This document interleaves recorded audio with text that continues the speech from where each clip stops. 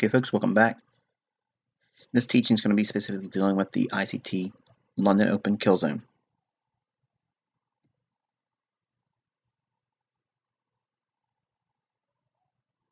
Okay, so the London Killzone, what ICT concepts are going to be used in this module? The importance of time and price, again, the London Open, the London Session, important characteristics of London. Okay, folks, this is one of those topics where it's a very vast subject, so I'm introducing you slowly into one of the most important time frames of the 24-hour banking cycle. The London Open is typically a time where I like to trade because it gives me a lot of opportunities, and its magnitude is a lot more favorable for a short-term trader. It comes with it a great deal of responsibility in terms of knowing what the higher time frames are doing. A lot of economic calendar releases come out overnight, and they can be very volatile. But the euro dollar and the British pound pairs are ideal for this time of day, and that's why I've elected to trade those two pairs. The London Open frequently sets up an optimal trade entry pattern that can offer 25 to 50 pips for a scalp. The key times to monitor are 2 a.m. to 5 a.m. New York time. So in other words, the easiest way to avoid me confusing you about the time is determine whatever time it is in your area relative to what it is in New York time, okay? And physically wait for 2 a.m. to be in New York, and then calibrate that with your broker and your local time. And always set a clock for New York, and you'll know exactly what I'm referring to in terms of time. It's the easiest way I can overcome that barrier, because it's been a point of confusion many times, because I don't know where you are globally, and you're all in different locations of the globe. I don't know what the translation is going to be in terms of time, so the conversions are going to be up to you. But the ideal ICT London Killzone for your learning is going to be 2 a.m. to 5 a.m. and it's relative to New York time.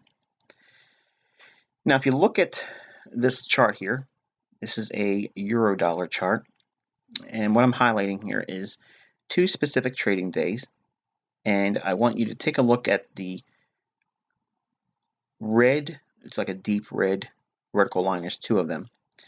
Immediately to the right of the leftmost vertical red line, we see price action drop down initially, and then it rallies up, and it creates the very high of the day. The day's low forms down here, and it comes off the low and closes off the low.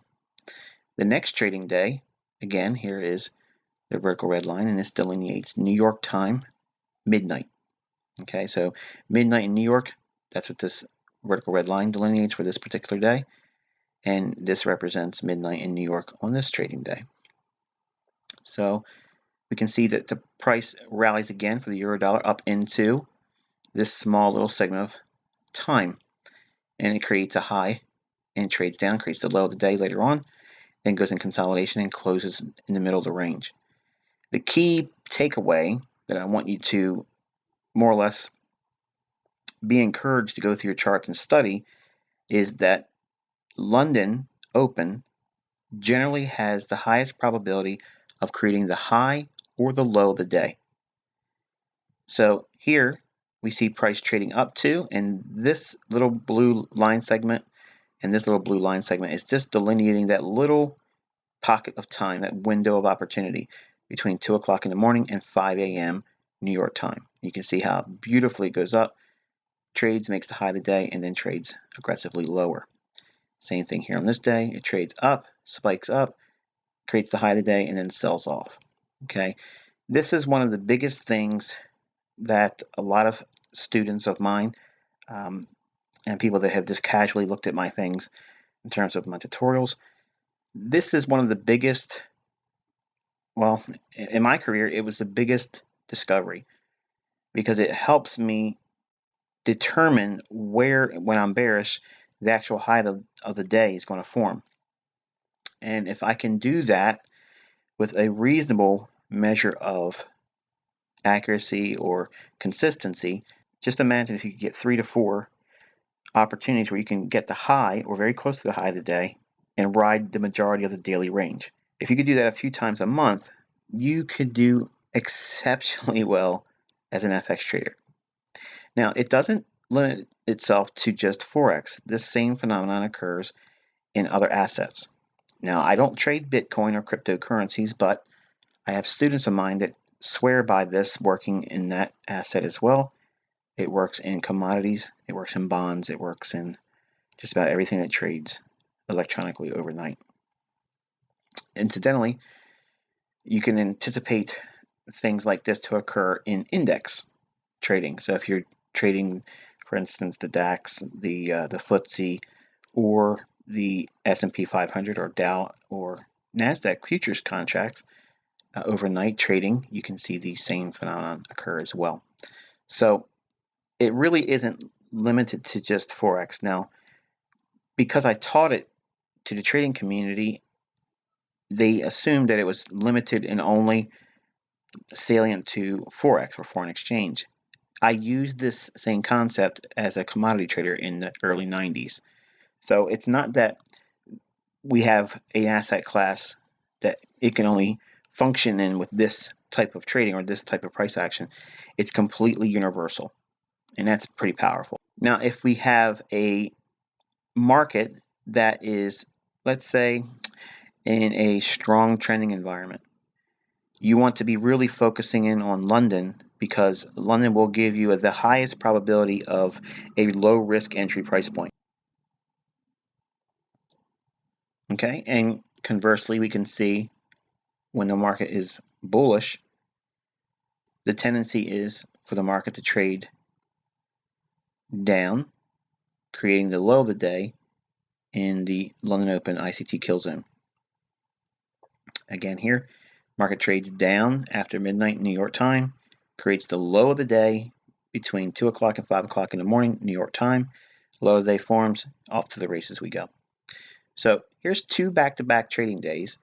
Okay, if you could have taken a long, not even at the low, okay, say you use some of a, I don't know, maybe a buy stop to get in. Okay, if you trail a buy stop above these individual candle highs and eventually it trips you in, gets you long, and this held on to it for 30, 40 pips each trading day, it adds up quickly, folks. Same thing here. Market creating a low, takes off aggressively. Now, I want you to take a look at the relationship between one London Open low and the immediate day after London Open low. Okay, we have a range that's framed by the low here and this highest high in between the 2 London lows. This is your trading range right here. And this would be an optimal trade entry long using previous days data to today's London setup. So you can get an optimal trade entry on that, and price does an expansion on the upside, and we can see a very nice opportunity to have a long trade on both days here, focusing on London Open, creating the low of the day when the underlying market is poised to go higher. Okay, so the London session itself actually trades a little bit longer than 5 a.m.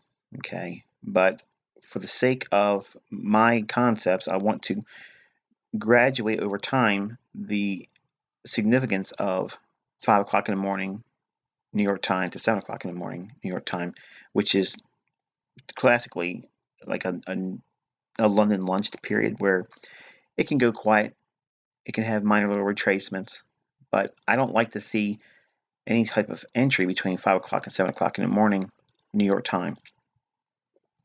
because it can tend to wait for the New York Open, which we'll cover in our next lesson. But the price action during the London session sees the highest probability of a large directional move in the 24-hour day. So what does that mean? If we were to look at the entire 24-hour market and picked a beginning point and followed it around the entire world, and where it began, it'll end. So we have 24 hours of time. If we were to measure the volume, or how much action, if you want to call it any other word, it's layman's terms, the most bang for your buck is going to be in the London Open. Now, that right away draws excitement to younger guys, and if you don't know what you're doing, you can get really hurt quick in the London session, because it can be extremely volatile, and it can be like a lightning bolt. Okay, if you're caught on the wrong side of the marketplace and there's a high impact news event that's out during that time frame, you can get mowed over rather quickly. And if you don't use stop loss orders, that session is going to treat you very cruelly in the form of taking money from you, because London can be extremely one-sided, and once it takes off, it's pretty relentless. It doesn't really give you a chance to get off the hook. Now, the London trading session actually extends beyond the 5 a.m. hour to 7 a.m. New York time.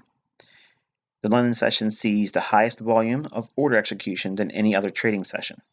If we look at the little chart to the right, and again, all I'm trying to do is show the profile itself. We don't need to zoom in and look at details of wicks and candle bodies. I just want you to look at it graphically in terms of the way the ranges expand and how it looks overall. So we have trading day here.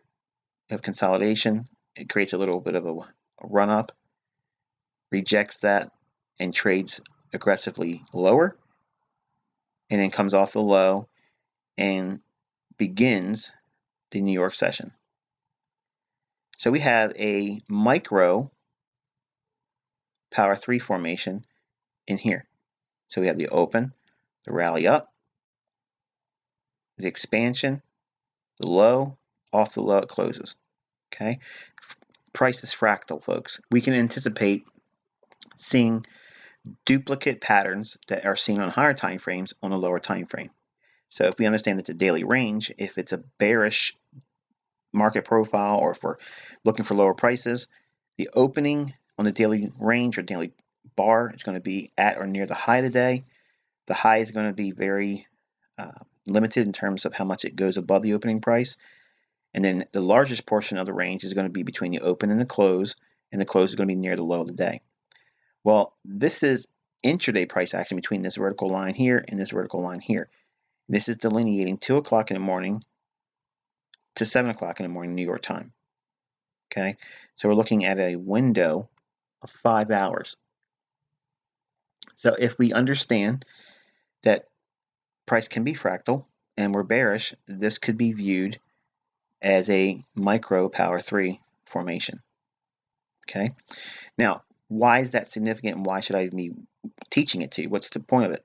Well, if we see in this trading day here, it creates a scenario where, let's assume for a moment that we were anticipating a bullish market move. Okay, maybe this particular day it traded down to a level that was some kind of a support level, and we came off of it, traded consolidated, okay, and then we came down initially right after the 2 o'clock time period,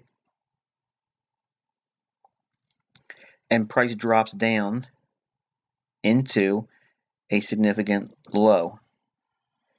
If price doesn't start to run there during the London session, we could reasonably expect that the real move is going to be in the next trading session, which would be the New York session, which is not going to be our teaching here. It's the next lesson in this series. But you can see the move ensues after the crossover from the London session and then the beginning of the New York session. Now, the London session technically extends even beyond 7 o'clock in the morning up into 10 to 11 o'clock in the morning New York time. Okay, so basically it's 3 o'clock in the morning New York time, to 11 a.m. to noon, all relative to New York time. Okay, so there's an overlap of New York and London trading, which makes the next teaching a little bit more interesting as well. But the takeaways I want you to have is that the London session can create the higher low of the day, and we can also study the profile that takes place in between the beginning and ending of the overnight session. If it's trending, okay, if we have a trending model like this, chances are we could see a rather quiet New York session. It doesn't mean that always, but it's one way I like to look for potentially a slow New York session. Or we could have a reversal scenario, which is what we saw here. Okay, to the right of this vertical line is the New York session. You can see it did have a little bit of reversal, but it went consolidated and basically traded in the middle of the overall range and did a close. The very next day, we had an initial drop down in London, creating the low of the day, but it closed the session right in the middle, so it didn't really have much of a trend. It had a spike low, but if we're bullish, it didn't really show any kind of indication that in the London session.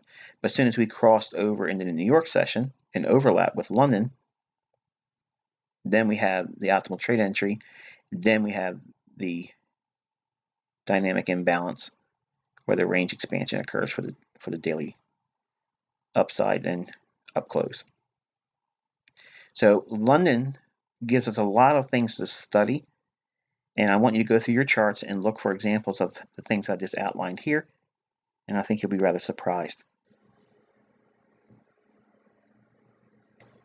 Okay, the London session characteristics. Now, the London session typically creates the low of the day when the market is primarily bullish and the high of the day when bearish.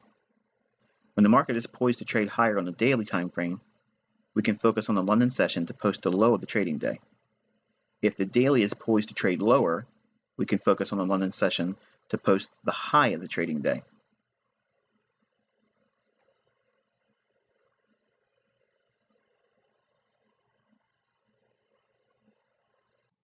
Okay, and what I've done is instead of putting the Fibonacci on the chart and cluttering it all up, I just basically drew a line indicating the high I'm using and the low I'm using.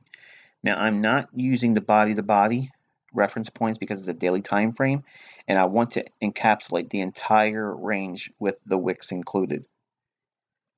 It will not change what I'm going to show you here. So if you have your daily time frame on your euro dollar, you'll see that it will still take us up into optimal trade entry, which is basically a non-indicator form of overbought or oversold.